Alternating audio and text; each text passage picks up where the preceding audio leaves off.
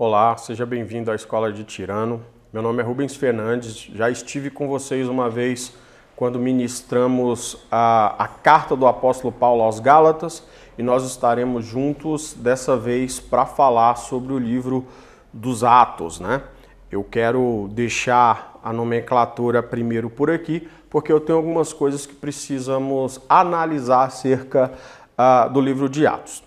Bom, vamos lá. Primeira coisa que a gente precisa saber, e talvez essa é a minha principal missão, é que o livro dos Atos, ele tem um gênero literário, ele cumpre, né, um gênero literário que a gente chama de histórico. Então, a ideia básica é que o autor do texto, diferentemente do que acontece em Gálatas, quando o apóstolo Paulo tem a responsabilidade de fazer transmissão de determinada doutrina, aqui nesse texto, não é essa a primeira coisa a ser feita, embora esse livro, sendo histórico, ele tem um escopo de revelar os ensinos de Jesus. Daqui a pouco a gente fala um pouquinho mais sobre isso, mas a ideia básica é essa. Só que, como ele é um livro histórico, o autor está tentando datar e registrar fatos que aconteceram para a posteridade. Então, é um livro um pouquinho diferente na hora de abordar, na hora de ensinar. Eu tenho um jeito de trabalhar os Atos que tenta extrair um conteúdo teológico, tenta extrair um conteúdo doutrinário, mais do que ficar se prendendo a dados históricos que ele vai falar, embora eles não possam ser ignorados.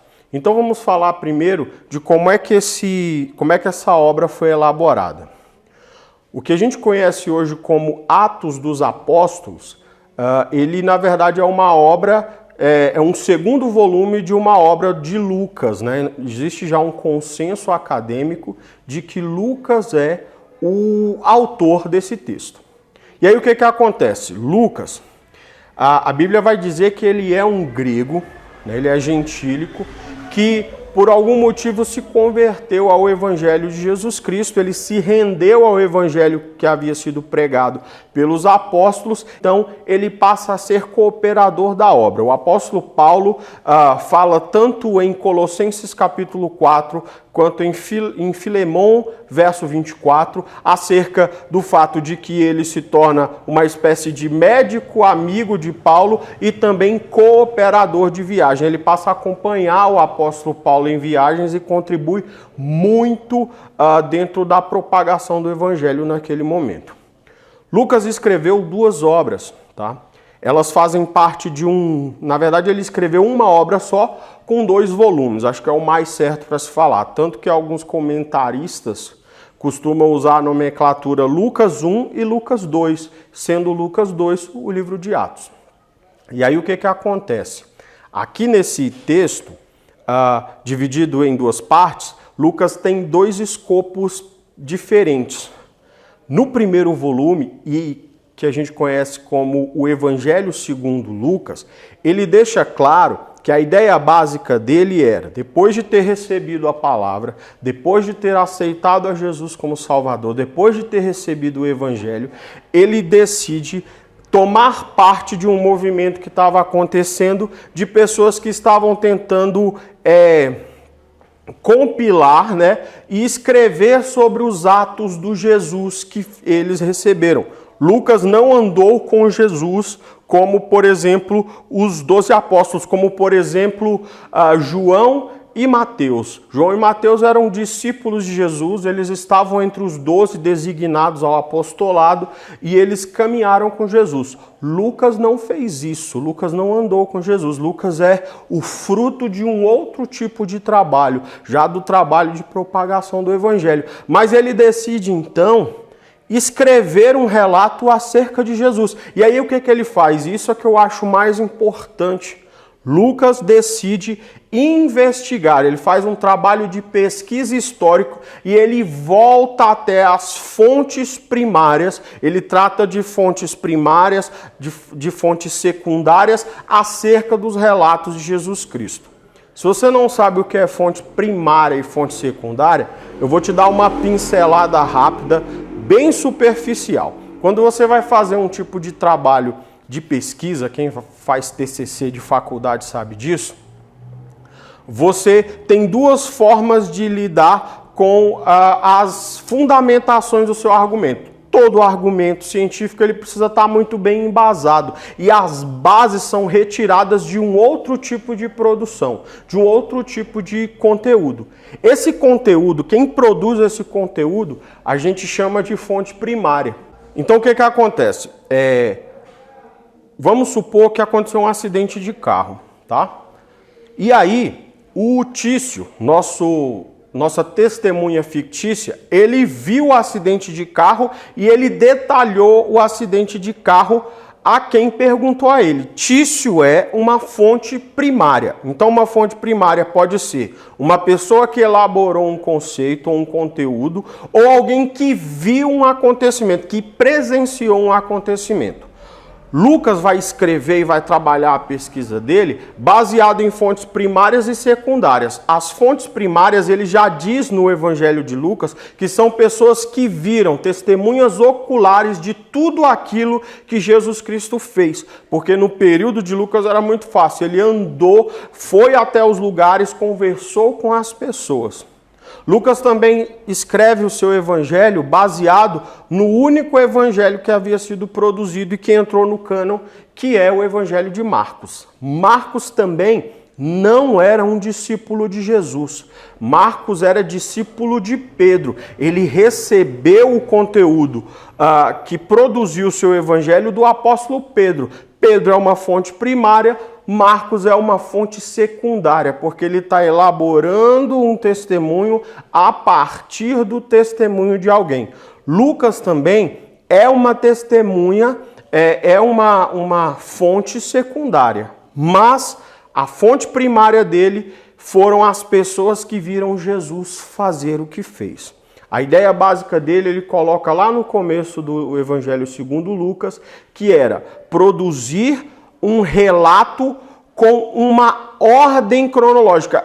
E aí eu acho isso interessante porque Lucas, ele era médico e ele também era historiador e pesquisador. Então ele faz um trabalho muito minucioso e ele, na verdade, ele elabora, talvez, dentre os 4 evangelhos, o evangelho mais completo, mais organizado, com mais datação. Ele faz questão de situar os eventos que aconteceram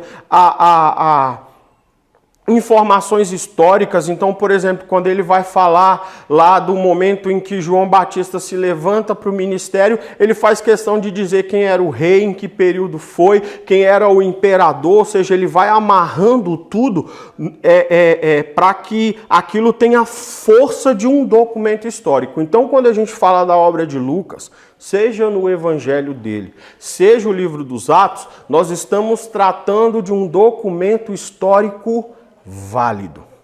Então aí a gente presta atenção num ponto. Eu quero que você abra comigo lá no Evangelho de Lucas capítulo 1, para a gente ler do versículo de número 1 ao versículo 4, para você ver o que é que Lucas queria com o primeiro volume da sua obra.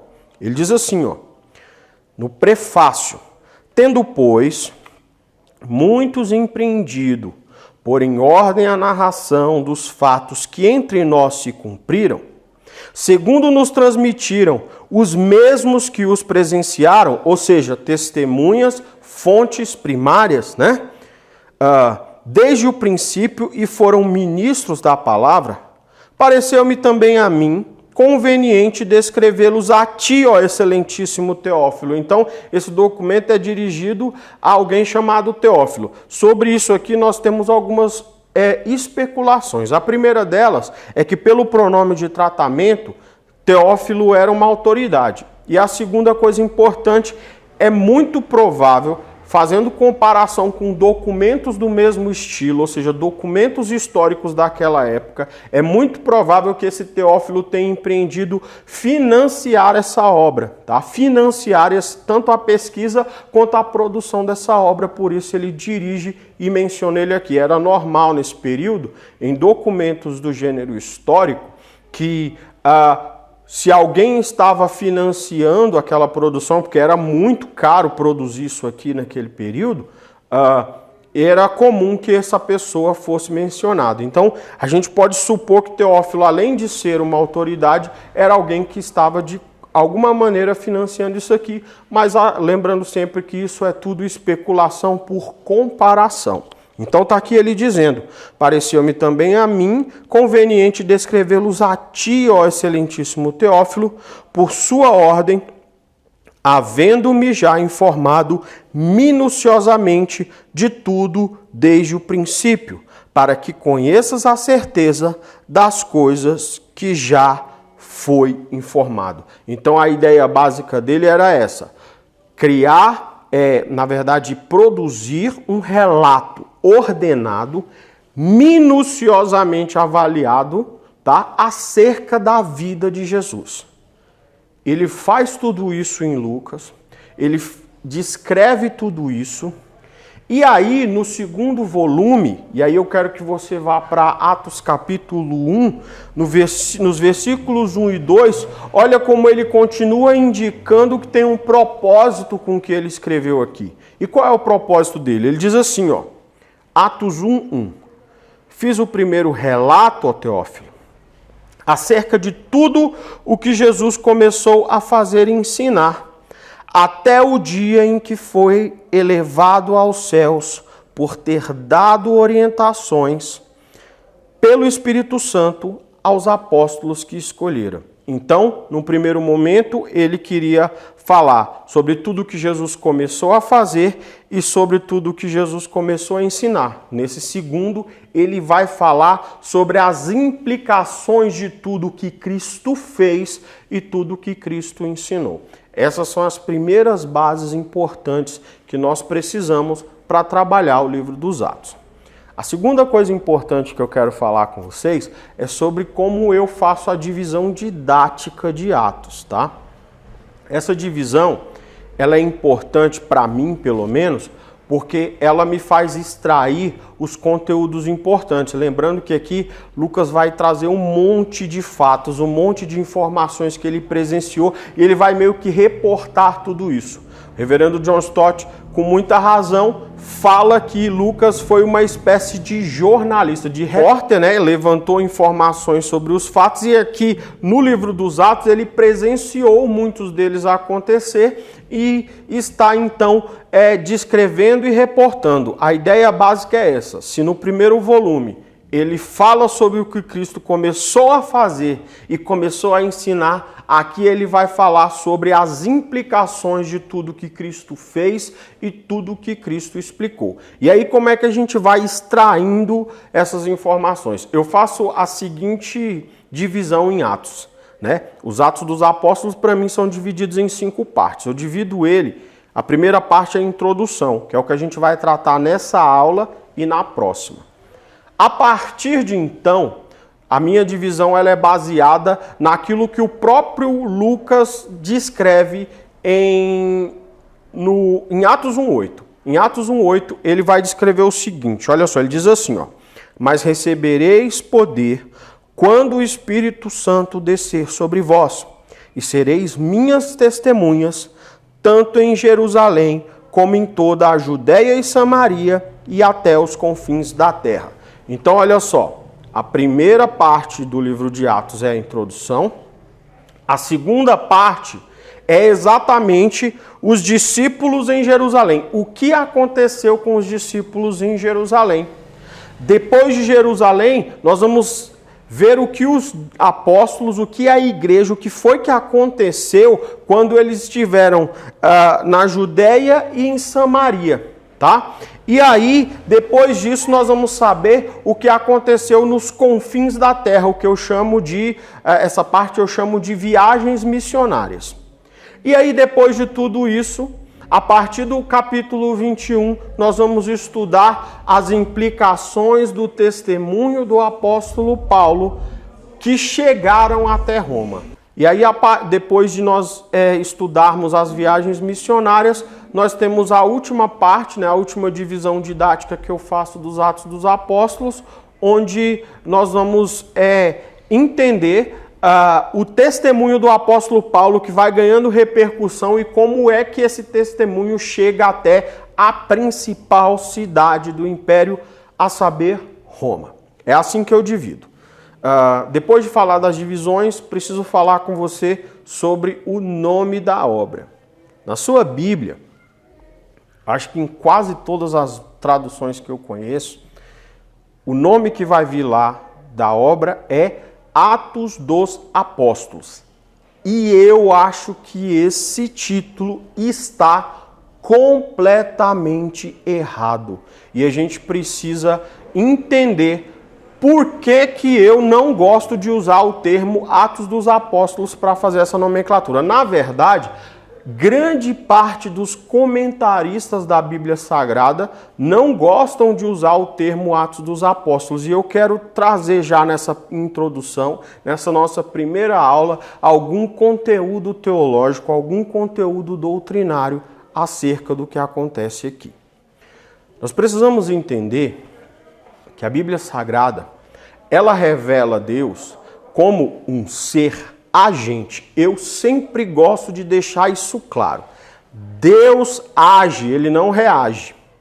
Deus age. John Stott, quando vai começar a sua obra Cristianismo Básico, ele diz que as primeiras palavras da Bíblia Sagrada, a saber, a sentença no princípio Deus, vai descrever todo o desenrolar da Bíblia Sagrada. Ou seja, no princípio Deus. Deus é o princípio de tudo.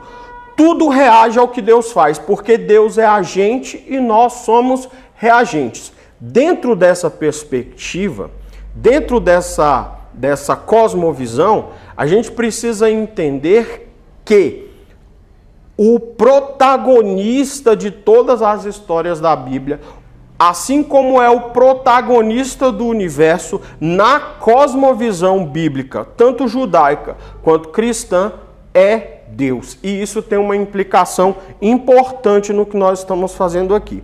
E aí eu quero voltar com você em algumas histórias da Bíblia, lá da época do Antigo Testamento, para tentar fazer você pegar o que eu estou querendo dizer aqui. Olha só, eu quero, por exemplo, voltar no momento em que Israel está acampado com cerco em volta de Canaã para tomar a cidade.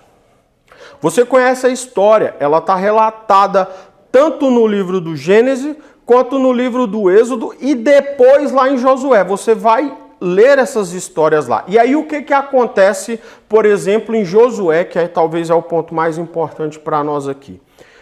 Israel, o povo de Israel está acampado, eles fecharam cerco em volta da cidade. Quando a gente lê esse texto, quando a gente lê a história, a gente conhece a história, a gente com a nossa mente, né,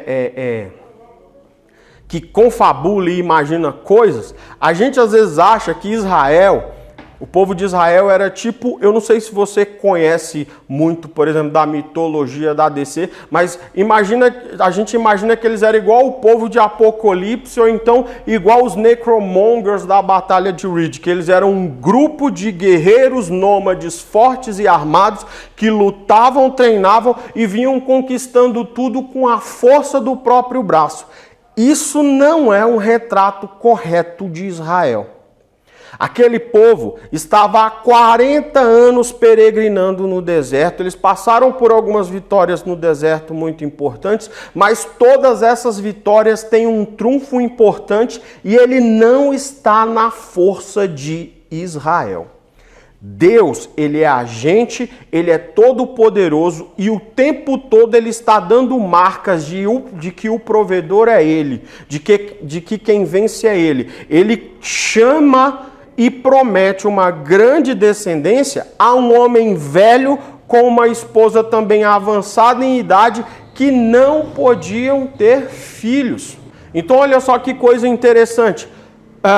É completamente ilógico você chamar para ser pai de uma grande nação alguém que não pode ser pai por vários motivos. Primeiro, porque dentro da cronologia dele já seria muito complicado. E segundo, porque a esposa não podia ter filhos. Aqui, quando o povo de Israel está cercando Canaã, está funcionando exatamente do mesmo jeito. São pessoas que não são hábeis guerreiros, tá? Eles não têm um arsenal de super armas e todas as vitórias que eles tiveram foram vencidas porque foram batalhas travadas por Deus. São batalhas de Deus. E aí, para mim, o fato mais emblemático relacionado a isso é quando Josué está lá cercando Canaã e ele olha de longe e vê um homem com uma espada desembainhada,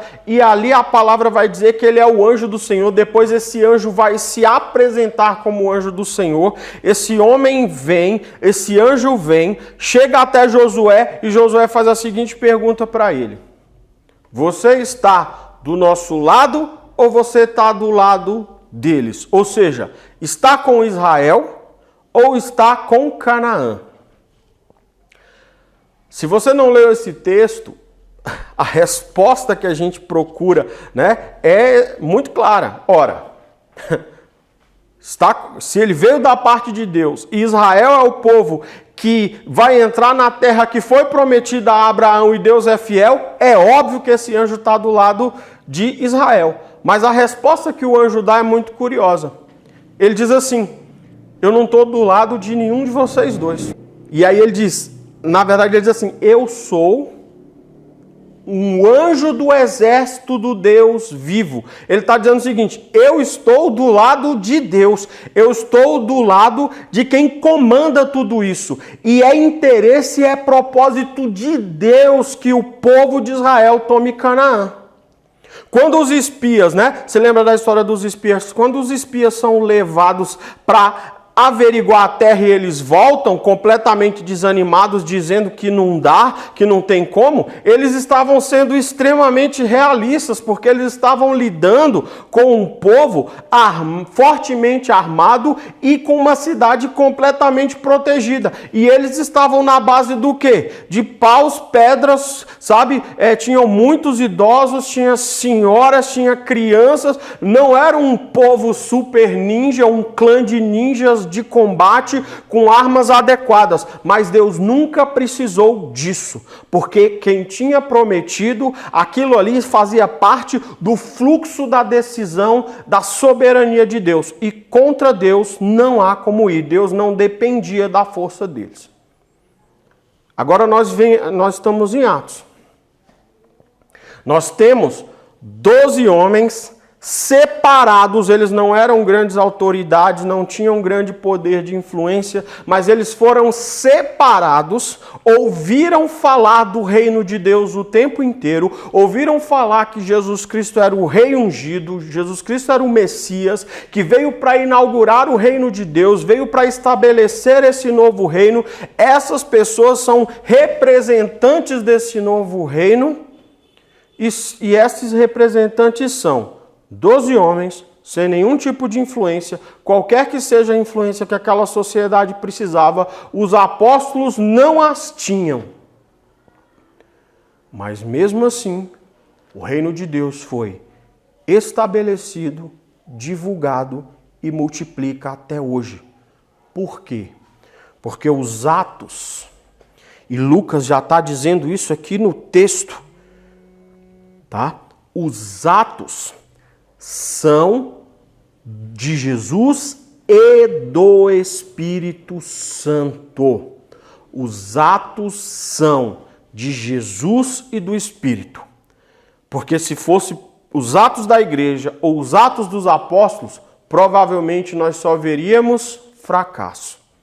O reino de Deus foi estabelecido porque ele está no propósito e no coração de Deus. E esse é o tom principal da carta. Olha só o que acontece, a gente vai caminhando aqui no versículo 3, ele diz assim, ó: depois de ter sofrido, falando de Cristo, apresentou-se vivo também a eles, com muitas provas incontestáveis, aparecendo-lhes por 40 dias e falando das coisas referentes ao reino de Deus. Enquanto participava de uma refeição com eles, ordenou-lhes que não se ausentassem de Jerusalém, mas que esperassem a promessa do Pai, a qual, disse ele, de mim ouvistes. Ou seja, ele está dizendo que Jesus orientou os discípulos a irem a Jerusalém e esperarem o Espírito Santo que já havia sido prometido. É uma promessa importante do Espírito Santo. E aí o que acontece? No versículo de número 5, tem uma ideia interessante. O 5 e o 6 diz assim, ó. Porque, na verdade, João batizou com água, ele está solidificando a mensagem. Mas vós sereis batizados com o Espírito Santo dentro de poucos dias. E os que se haviam reunido perguntaram-lhe, Senhor, este é o tempo em que restaurarás o reino para Israel? Olha que pergunta interessante. Uma das promessas acerca do Messias, uma das marcas do Messias é que ele iria redimir o povo de Israel, é que ele seria o rei, o broto de Jessé que redimiria Israel. E aí eles estão perguntando, tá, então vai ser agora, eu estou vendo o Cristo ressurreto, tá, o Senhor realmente venceu a morte, o Senhor fez o que disse que ia fazer, morreu e ressuscitou, o Senhor está diante de nós, está comendo conosco, está falando, e Jesus está falando de Espírito Santo, de receber o Espírito Santo, e eles estão pensando, tá, beleza, mas e quando é que o Senhor vai redimir Israel, vai entregar o reino para Israel, vai fazer de Israel o reino que estava nas profecias? Quando é que isso vai acontecer? E aí Jesus vai fazer uma advertência muito importante a eles, e é baseado nessa advertência que eu quero que a gente fique nessa primeira aula. Jesus diz assim, ó, 7, ele lhes respondeu, não vos compete saber os tempos ou as épocas que o Pai reservou por sua autoridade. O papel de vocês não é se meter nesse tipo de briga.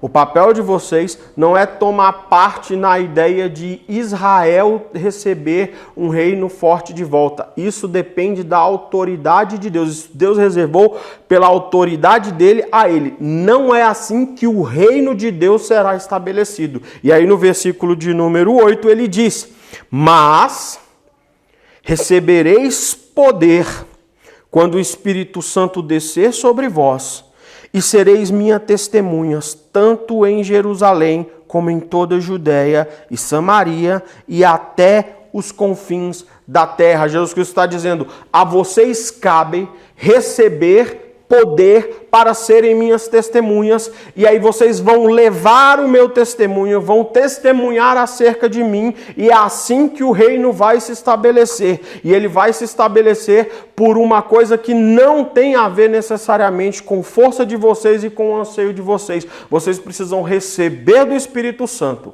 Não tem como nós avaliarmos os atos, não tem como nós avaliarmos a obra que Lucas escreve aqui, e excluir o Espírito Santo. Ele é protagonista o tempo inteiro, porque esses homens não teriam condições de fazer o que nós fazemos hoje, de tocar a nossa geração, se não houvesse um poder sobrenatural sobre cada um deles.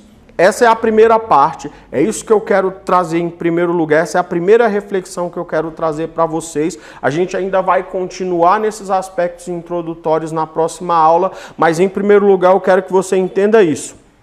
Aqui nós vamos ver, nós vamos ler, nós vamos estudar os atos do Cristo crucificado e ressurreto, agora como rei, e nós vamos ver também o Espírito Santo de Deus, o fogo, o Deus habitando em nós. Nós vamos ver o Deus infinito, eterno, poderoso, que estava lá com Israel, né? Quando Israel está lá rodeando, o rei de Canaã está morrendo de medo, e ele está morrendo de medo por quê? Porque ele ouviu que o Deus de Israel, ele ouviu das vitórias de Israel, ouviu as grandes vitórias que Israel teve e sabia que aquelas vitórias tinham sido dadas pelo Deus que eles professavam.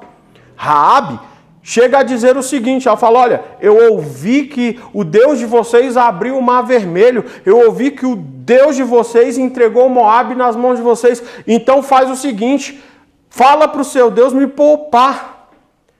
Já que eu escondi vocês, faz isso. Eu quero estar do lado vencedor. E o lado vencedor não tinha nada a ver com o povo de Israel. É engraçado porque do lado dos inimigos, eles já reconheciam que Israel tinha algo de diferente. O algo de diferente de Israel que eles viam era o Deus que professavam. Então a ideia básica é essa. Deus escolheu esses homens aparentemente com pouca força, com pouca significância, porque nunca dependeu da força deles, nunca dependeu do que eles tinham nas mãos, mas dependeu do Deus que habitou neles. E assim como Israel, que tinha uma coluna de fogo à noite, que tinha uma nuvem durante o dia, assim como Israel, que carregava uma tenda e o fogo descia, a presença do Senhor, uma nuvem de glória, e o fogo descia naquela tenda, da mesma forma Jesus Cristo está os orientando aqui. Esse mesmo fogo precisa voltar a se manifestar, e ele vai começar a se manifestar em vocês em Jerusalém. Então vocês vão para Jerusalém e esperem esse poder divino vir sobre vocês, porque só depois que esse poder divino estiver sobre vocês, vocês terão condições de estabelecer o reino de Deus. Vocês terão condições de serem minhas testemunhas. É isso que a gente tem por enquanto. Na nossa próxima aula a gente continua com esse aspecto introdutório, mas já falando sobre alguns apontamentos acerca desse Jesus ressurreto e também dos primeiros passos dos apóstolos dentro do colegiado apostólico. Fiquem com Deus e até a próxima.